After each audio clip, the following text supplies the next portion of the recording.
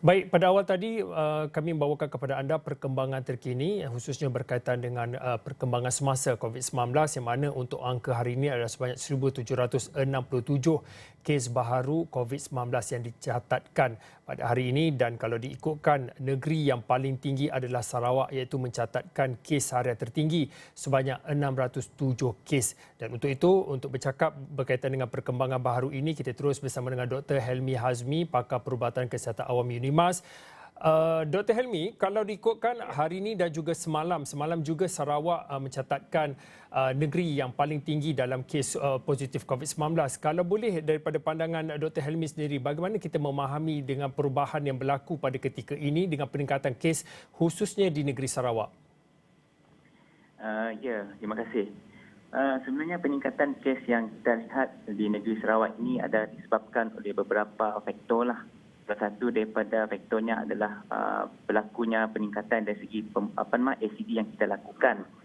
Jadi kalau kita buat ACD terutama di kawasan pedalaman di Sarawak, contohnya kalau kita pergi ke Rumah Panjang, kalau kita detect satu kes yang balik untuk bercuti dan sebagainya di Rumah Panjang dan sebagainya, kalau kita melakukan ACD di Rumah Panjang tersebut, hampir ke semua, almost like 50, mungkin lebih daripada 50% daripada orang di Rumah Panjang tersebut akan menjadi positif. Jadi ini sudah tentu akan menyumbang kepada bilangan kes yang sangat besar sekali di negeri Sarawak.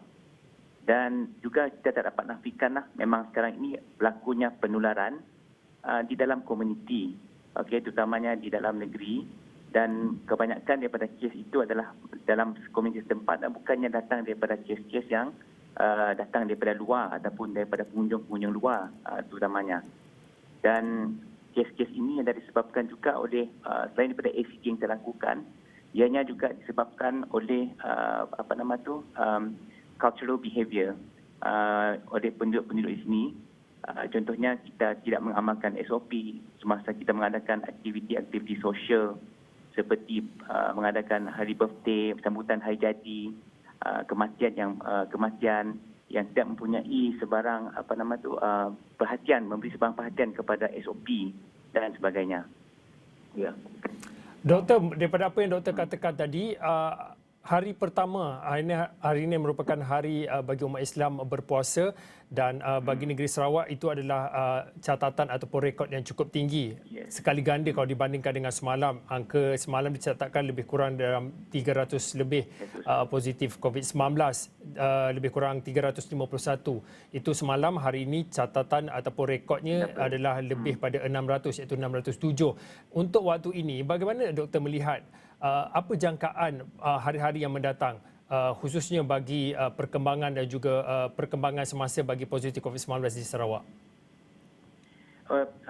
Kalau kita lihat kepada bilangan kes-kes yang berlaku, nampaknya bilangan kes itu agak erratik lah. Maksudnya kadang-kadang dia meningkat dengan mendadak, kadang-kadang dia turun, kadang-kadang meningkat.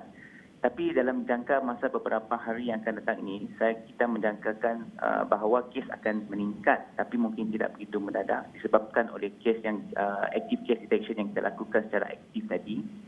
Dan untuk beberapa kawasan, contohnya berlaku kes-kes yang semakin meningkat itu disebabkan oleh pergerakan penduduk di dalam kawasan sekitar daripada satu distrik kepada satu distrik yang lain.